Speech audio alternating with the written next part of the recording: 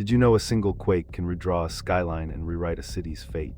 The 1831 Shiraz earthquake shattered centuries of architecture and faith in one night, leaving a desert of ruin and a trail of undying whispers. The scientific core lay in brittle fault lines beneath the Zagros Mountains, releasing energy as the ground lurched catastrophically. Survivors spoke of canyon-like crevasses swallowing homes and a desperate attempt to salvage memories from fallen domes and cracked scriptures. The tremor reminded a city that even timeless stone is vulnerable to the slow creep of tectonic forces.